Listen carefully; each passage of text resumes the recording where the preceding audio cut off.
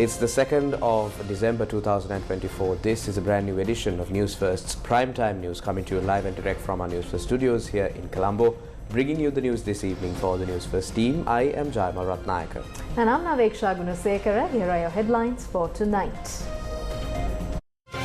Newsfirst Headlines. Main sponsor. A trusted place for your fixed deposit. Valuable FD, a symbol of stability. Committee reviewing entitlements of MPs, ministers and former presidents hands over report to President. Development officers demanding permanent positions protest opposite Education Ministry.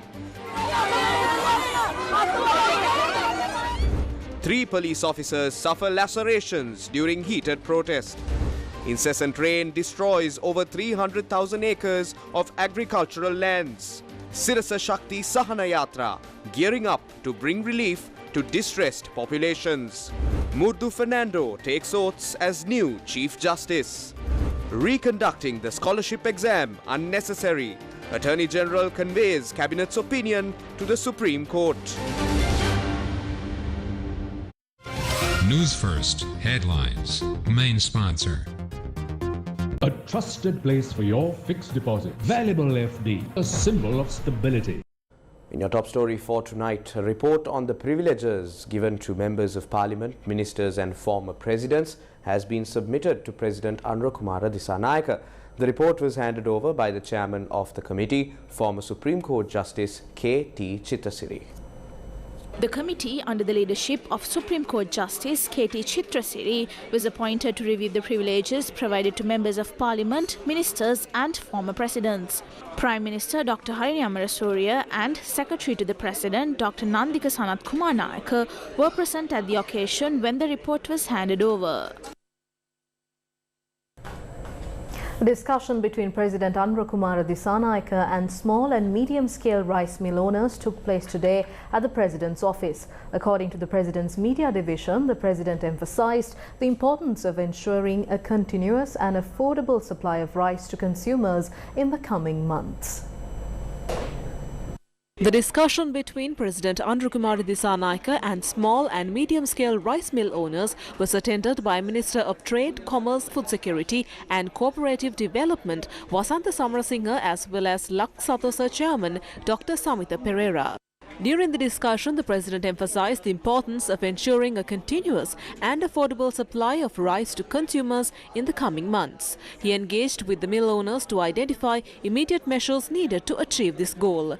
The meeting also focused on enhancing storage facilities across the country to prevent shortages and to ensure a steady rice supply. Concerns were raised about the declining availability of Nadu rice for consumption due to its increased use in value-added products. President Dissanayake highlighted the potential benefits of introducing a QR code system to streamline the distribution of fertilizer subsidies and boost domestic agricultural production. A group of school development officers staged a protest opposite the Ministry of Education today, demanding appointments as teachers. During the protest, 3 police officers sustained injuries from a sharp weapon and were subsequently hospitalized. The protest was launched this morning when the school development officers, who have been actively involved in teaching at schools, called for their integration into the teaching service. The officers attempted to enter the Ministry of Education, but security forces intervened to prevent them from doing so.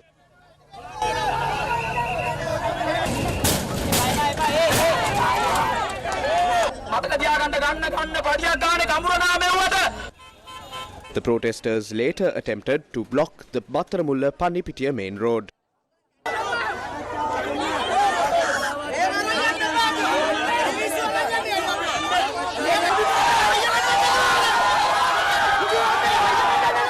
Police then moved in to disperse the crowd.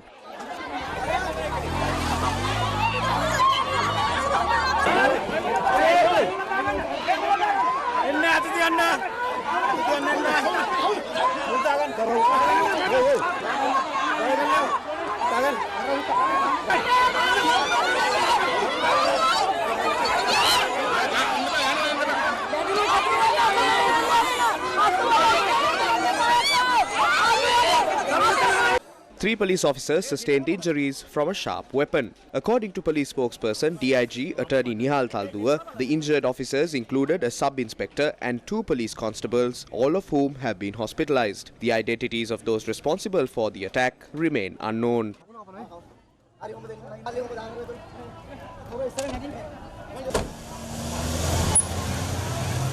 We gave the government time to stabilize. We held discussions, but they made decisions without providing us any solutions. We are not willing to accept these decisions. We want to make it clear to the education minister and officials that after 5 years of teaching at schools, why should we be re-evaluated?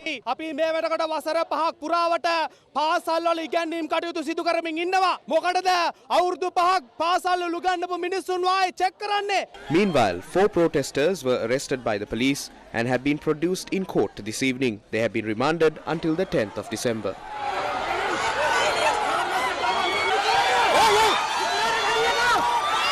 Subsequently, 10 other protesters were given the opportunity to meet with the Deputy Secretary from the Ministry of Education for discussions.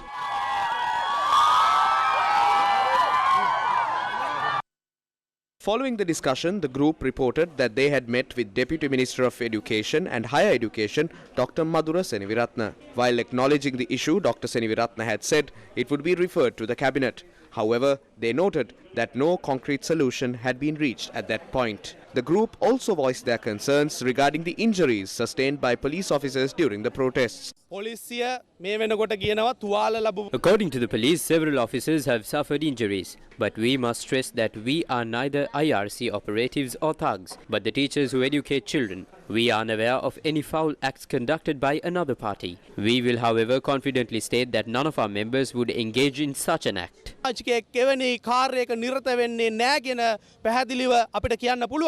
In a separate incident, protesters at the demonstration site handed over an unidentified individual to the police.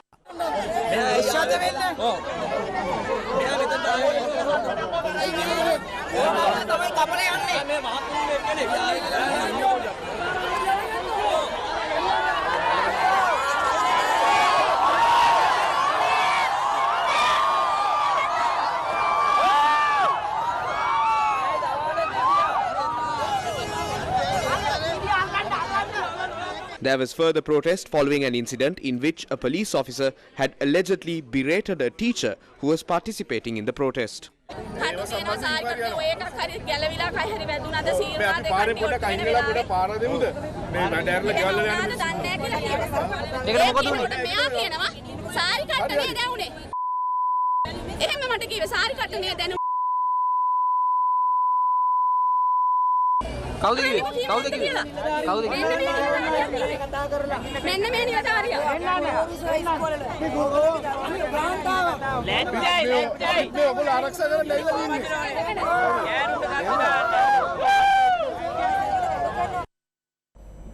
The Met Department forecasts several spells of showers will occur in northern and eastern provinces. Few showers will occur in Galle and Mathura districts. Mainly fair weather will prevail elsewhere. The Met Department added that misty conditions can be expected in most places of the island during the morning. Strong winds of 40 to 45 kilometers per hour can be expected at times over the northern, north central, northwestern, central and southern provinces.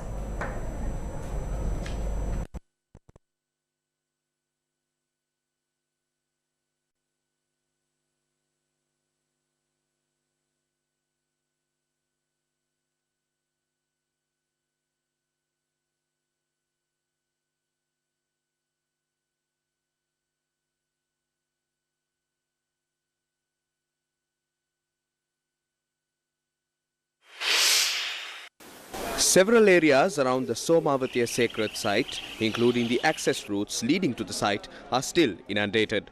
Local residents were able to clean areas around the Somavatiya sacred site where water had receded.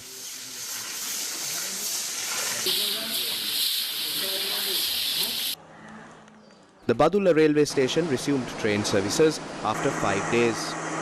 Train services along the upcountry line had been halted due to a landslide between the Hali-Ala-Uduvara section.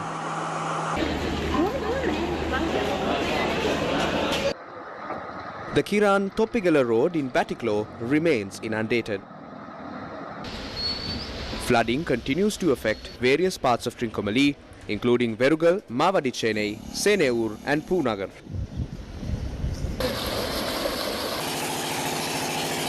Kallare in Jaffna remains flooded.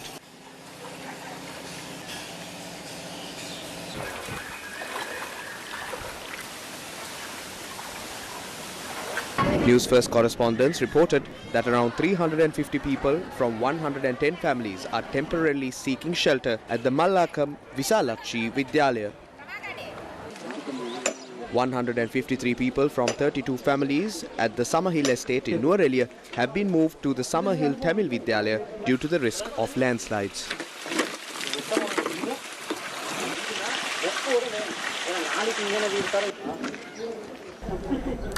The damage caused to crops by floods due to Cyclone Fengal has not yet been fully assessed. However, early estimates suggest that the extreme weather conditions have resulted in the destruction of approximately 390,000 acres of paddy fields. The Ampara district is the largest contributor to paddy production in Sri Lanka.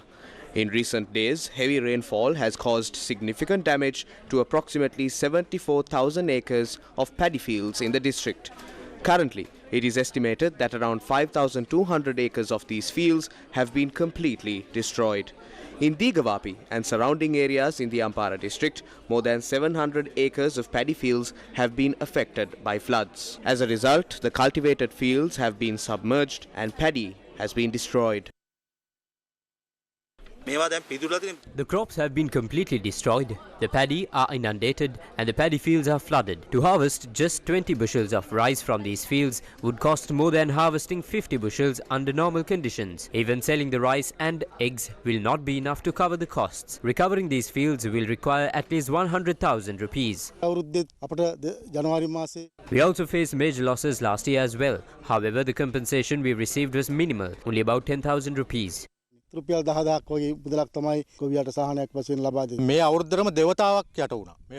year we experienced floods twice. In January, our paddy fields were inundated and we were promised some compensation. They gave us only about 10,000 rupees. But to recover the fields, we will need to spend at least 100,000 rupees. How can I manage to live with my 3 children if I have to spend this much money? How much will it cost to recover fields? The situation in the Jaffna district is no different to that of Ampara. Although there has been some reduction in rainfall, many paddy fields continue to be flooded. In Sanganei West and Valiyadepu, approximately 250 acres of paddy fields have been completely destroyed. We urge the government to properly assess the situation and provide compensation to those affected. Paddy fields with crops harvested about 40 days ago have been destroyed by floodwaters in Nirveli and Sirupiti. The low-lying fields remain inundated. The paddy have been destroyed. This is the situation everywhere. In Vandaramulla, Kulattuvettei, Peruveli and Pallatuveli in the Batiklo district, approximately 1,800 acres of paddy fields have been destroyed. Our Newsfirst correspondent reported that around 1,200 acres have been completely destroyed. Paddy fields were destroyed due to floods caused by the opening of the sluice gates of the Kitulwever in Urukkamam. The fields have been inundated and the crops have been destroyed. We don't know how many more days it will take for the water to recede, and we are uncertain if we can salvage anything from these fields. We need your help. Our crops have been completely destroyed. We had taken loans to harvest them, and now we are facing huge financial losses. Around 6,400 acres of paddy were cultivated this season in Mandur, Vellaveli in the Batiklo district. Newsfirst correspondents reported that approximately 4,000 acres of these paddy fields have now been destroyed. The collection of donations for the Sirasa Shakti Sahana Yatra concluded at 6 p.m. today. Preparations are in place to distribute these items to those facing hardships due to the recent extreme weather conditions. People in the northern, north central and eastern provinces have been severely affected by the recent rainfall and floods, which have made daily activities nearly impossible. In response to this crisis, the Sirasa Shakti Sahana Yatra was launched yesterday. Over the past 2 days, 5 collection centres have been established to collect and distribute essential goods. The collection centres were set up at Sirasa TV head office, Union Place, Colombo 2, Old Kadiresan Vajira Pillayar Kovil, Bambalapitiya, Colombo 4, Sri Venkateshwara Mahavishnu Murthy Kovil, Nadimala Dehiwala, Shirdi Sai Centre of Sri Lanka, New Chetty Street, Colombo 13, and the Grand Mosque of Colombo, New Moor Street, Colombo 12.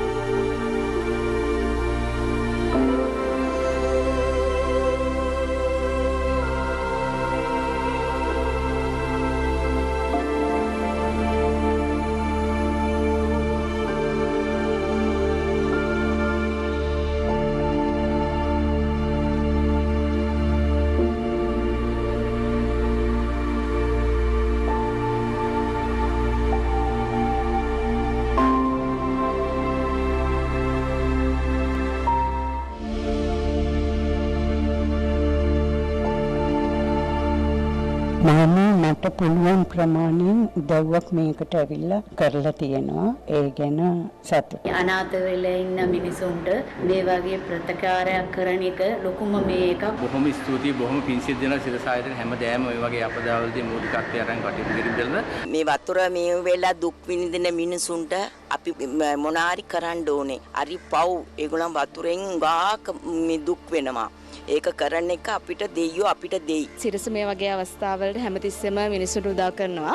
TV එකේ advertisement එකක් තමයි අපි මුලින්ම දැක්කේ. දැකලා අපිට හිතුණා සිරසත් එක්ක එකතු වෙලා අපේම සහෝදර ජනතාව තමයි අසරණ වෙලා ඉන්නේ. ඒගොල්ලන්ට අපිට පුංචි හරි උදව්වක් කරන්න පුළුවන් වෙයි කියලා හිතුණා.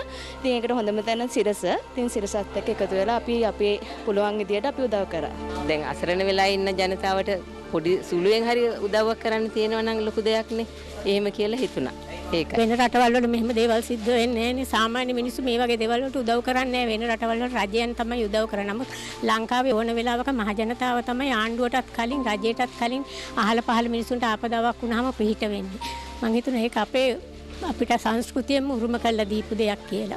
The relief packages are now being packed for safe transport to those in need. The operation is being carried out with the collaboration of the MTV, MBC Media Network, Newsfirst, the Gum and the Movement, Stein Studios, M Entertainments and AF Jones.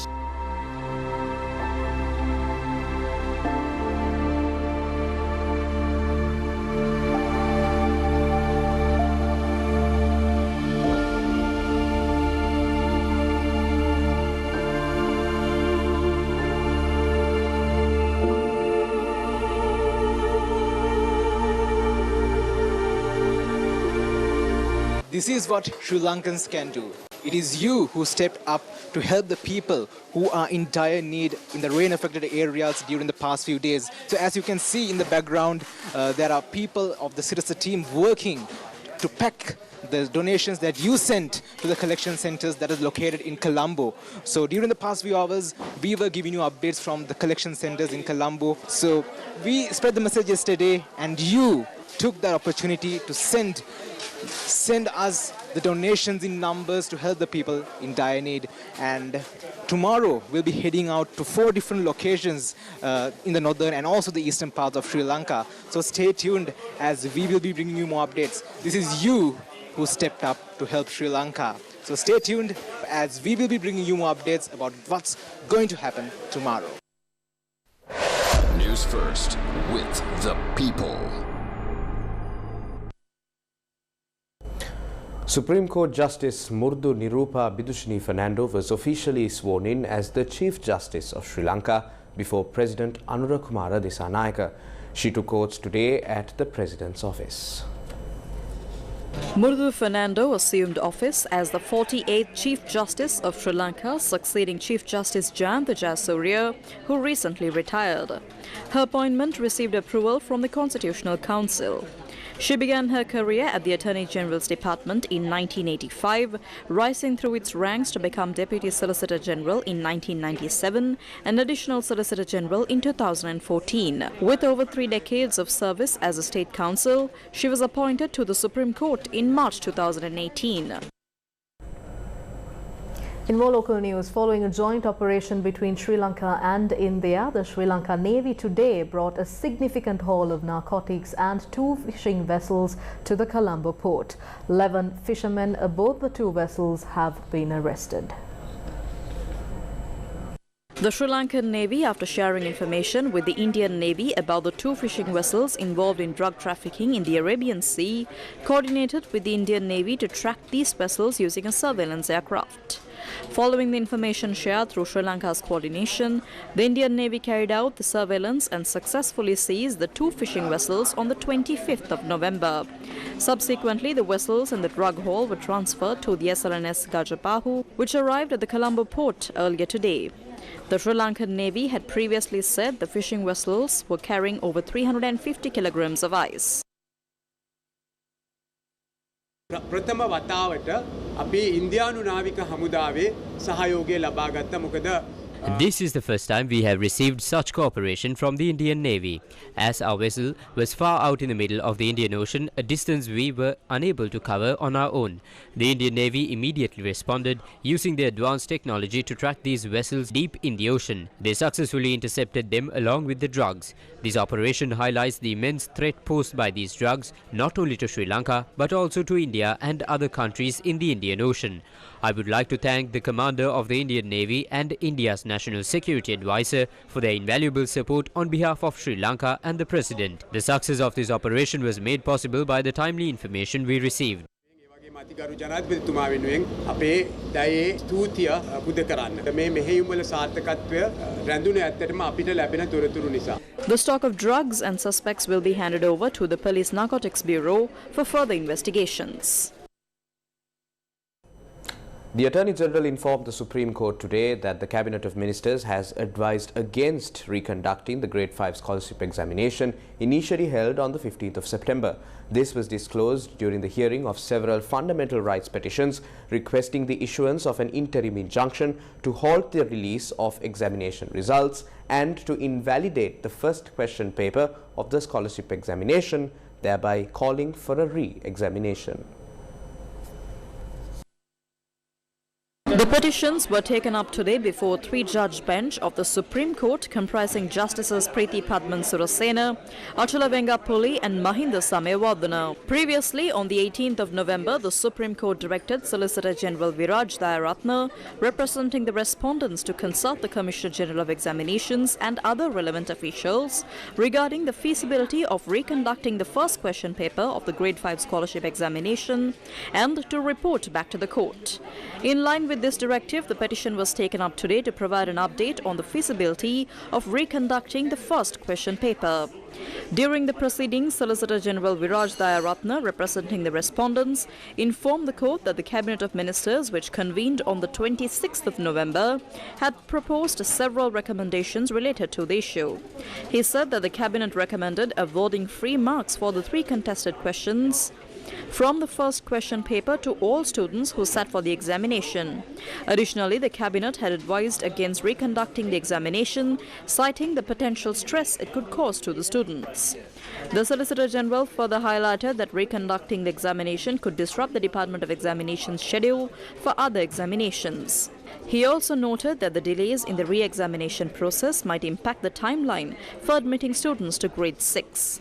Furthermore, the Solicitor General mentioned that the Attorney General had filed a motion requesting the petitions to be heard before a full bench of the Supreme Court. On the 18th of November, the Supreme Court had issued an interim order suspending the release of results and the evaluation of the disputed question paper until the examination of petitions concludes. The petitions are scheduled to be examined on the 11th of December. President's Counsel Salih Piris and Sanjeev Jayawardena appeared on behalf of the petitioners. Callum Harshana, who was arrested and produced before court over allegations related to propagating the LTTE Martyr Day celebrations, was granted bail by Colombo Chief Magistrate Thilina Gamage. Attorney Manoj Gamage, appearing on behalf of the suspect, argued in court that there was no clear evidence linking his client to the charges of promoting terrorism. He requested the court to grant bail, emphasizing that the accusations did not seem to be directed at his client. The magistrate ordered the suspect to be released on bail, taking these factors into account. 3 other people accused of causing a public disturbance were arrested by the Criminal Investigation Department on the 30th of October. Police stated that the arrested suspects, aged 28, 35 and 45 are residents of Maradana, Chunnakam and Baddegama respectively. The suspects were arrested under Section 120 of the Penal Code and Section 27 of the Prevention of Terrorism Act No. 48 of 1948. They face charges of inciting public opposition and promoting a banned organization by spreading false advertisements and videos on Facebook. A group, including organizers of the Samagi Jana Balavegaya, visited the opposition leader's office today. Newsfirst correspondent reported that several rounds of discussions were held today at the Samagi Jana Balavegaya headquarters. The leader of the party, Sajid Premadasa, has a vision to renew this party. His vision emphasizes the need for fresh faces, fostering a strong and dynamic group of young leaders within the party. සමහර ලාවට එතුමා ඒක කරන්නත් ඉඩ තියෙනවා. එතුමා බලලා සුදුසු කට්ටිය ආවයි. මේ පක්ෂ වලට කැපකිරීම කරපු අය ඉන්නවා. මේ පක්ෂ වෙනුවෙන් දිගු කාලයක් වැඩ කරපු අය ඉන්නවා. ඒ නිසා හැමෝටම සාධාරණයක් වෙන්න. There are too many capable individuals within the party. Alongside the leader, there is a talented team and a parliamentary group. If not for internal setbacks, there could have been an even larger number of skilled individuals representing this parliament. අපිට ඕන දවසට යවනවා. ඔයගලන්ට ඕන දවසට නෙවෙයි. පුරාණ නම් හතරක් දෙන්න මට යවන්න පුළුවන්. අපි හතරක් දෙන්නද? ඔව්. අපේ හතර දෙනෙක් දෙන්න. ඒ හතර යවමුද එහෙනම්? 29 ලයිස්තුවේ 262ක් ඉන්නවා ඉල්ලපු කට්ටිය. ඒකෙන් තේරලා තියෙන්නේ 40යි. එතනත් 222ක් ඉන්නවා. 251ක් ඉන්නවා. අපිට නිකන් ටක්ටික් ටුක් දාලා වෙයිද තෝරන්න? ටක්ටික් ටුක් ගාලා තෝරන්න පුළුවන් ටිකක් ගිහිල්ලා තෝරන්න පුළුවන්. තුන්ඩුඩ දාලා. අපෝ තුන්ඩුඩ දාන්නේ නැහැ. එච්චර දුර වෙලා කියලා හිතුවද? The spokesperson of the Samagi Jana Balavegaya expressed these views. ජාතික ලයිස්තුව සම්බන්ධව අවසාන තීරණයක් ඊයේ අරගෙන ඉවරයි. තව දවස් දෙකක් යනකොට ලිඛිතව දැනුම්.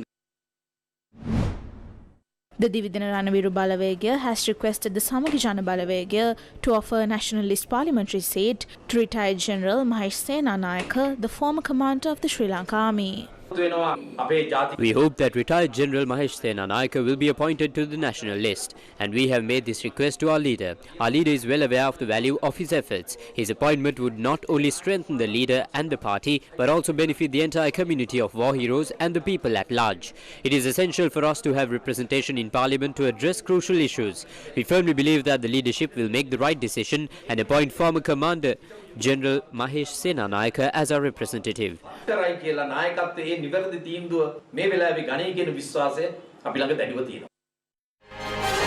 Newsfirst, main sponsor. Generators for long-term rent. Multiways Engineering Private Limited. A trusted place for your fixed deposit. Valuable FD, a symbol of stability. The overall rate of inflation as measured by the Colombo Consumer Price Index has decreased to minus 2.1% in November 2024.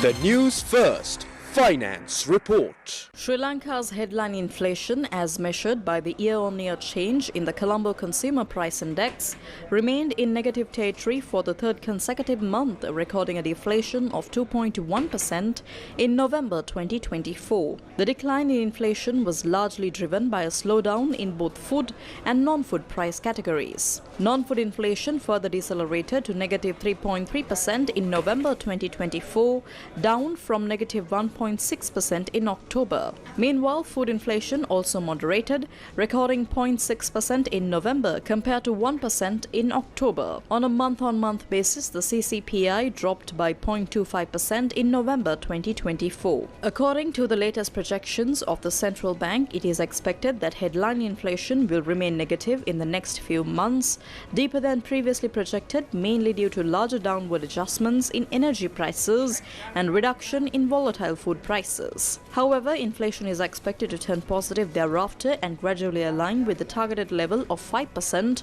over the medium term, aided by appropriate policy measures. Sri Lanka had already experienced deflation in previous months, with inflation standing at negative 0.5% in September and negative 0.8% in October. The Sri Lankan rupee strengthened further today against the US dollar. According to the exchange rates published by the Central Bank of Sri Lanka, the selling price of the US dollar stood at 294 rupees and 97 cents, while the bank price was 286 rupees and 39 cents.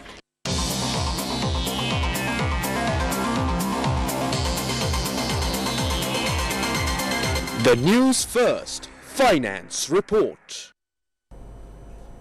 A special program aimed at helping women entrepreneurs expand their businesses internationally was launched in Colombo today.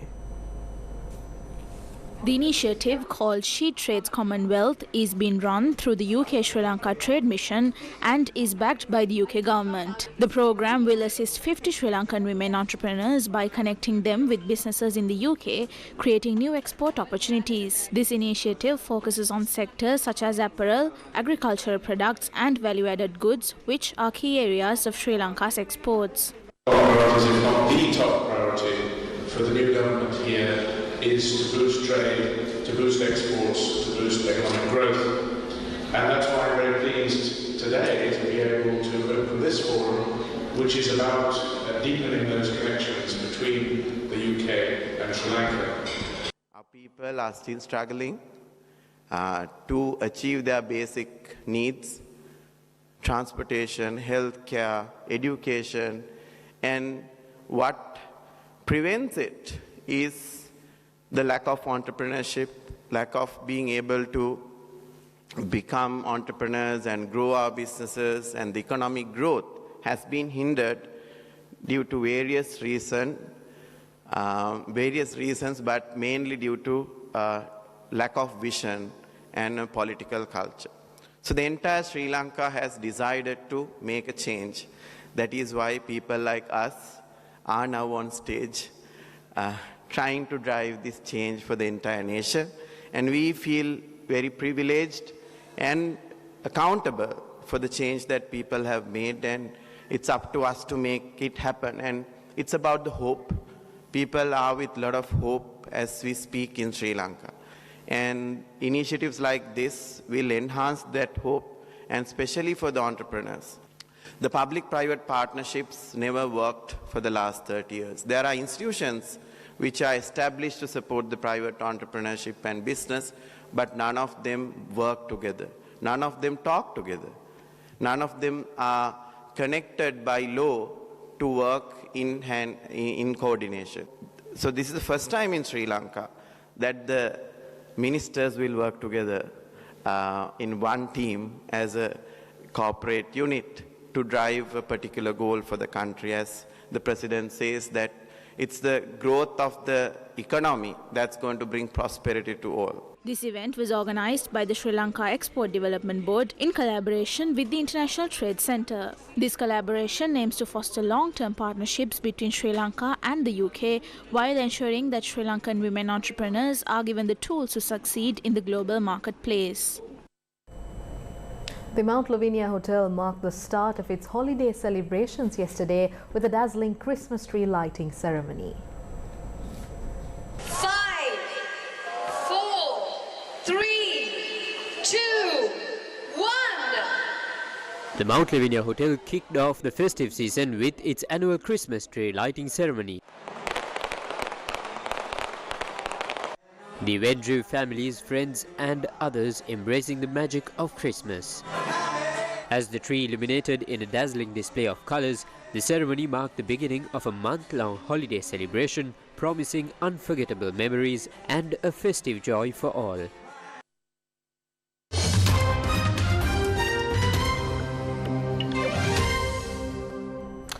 US President-elect Donald Trump has threatened to impose 100% tariffs on a bloc of 9 nations if they were to create a rival currency to the US dollar. US President-elect Donald Trump said he would require countries that are part of BRICS, a China and Russia-backed group of emerging economies, to commit not to create new currency or face 100% tariffs during his administration. Trump posted on X, quote, "The idea that the BRICS countries are trying to move away from the dollar while we stand by and watch is over. We require commitment from these countries that they will neither create a new BRICS currency nor back any other currency to replace the mighty US dollar, or they will face 100% tariffs and should expect to say goodbye to selling into the wonderful US economy." Major world powers China and Russia are part of the BRICS alliance, along with Brazil, India, South Africa, Iran, Egypt, Ethiopia and the United Arab Emirates. President Joe Biden has announced that he will pardon his son Hunter Biden, who faced legal challenges related to gun and tax evasion charges. The decision comes just days after Thanksgiving, when public attention was focused elsewhere.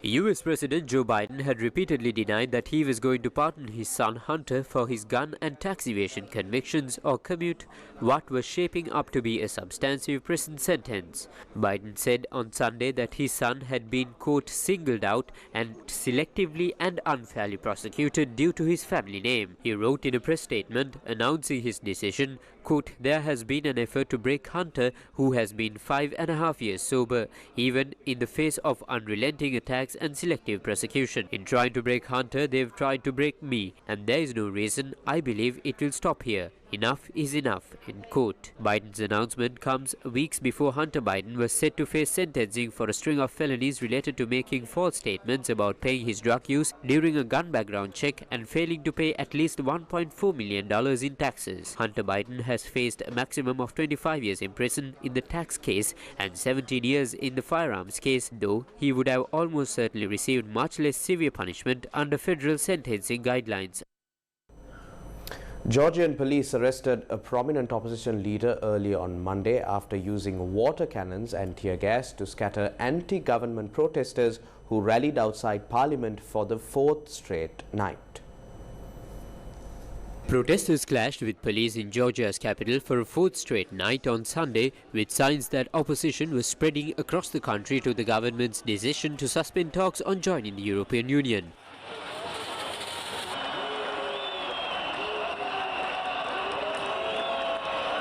Georgian police have arrested a prominent opposition leader after using water cannons and tear gas to scatter anti-government protesters. The Coalition for Change, the country's largest opposition party, said in a post on X that Zurab Japrin's, one of its leaders, had been arrested by police while leaving the demonstration. Footage showed him being placed in an unmarked vehicle by masked police. It was not clear if he would be charged with any offence.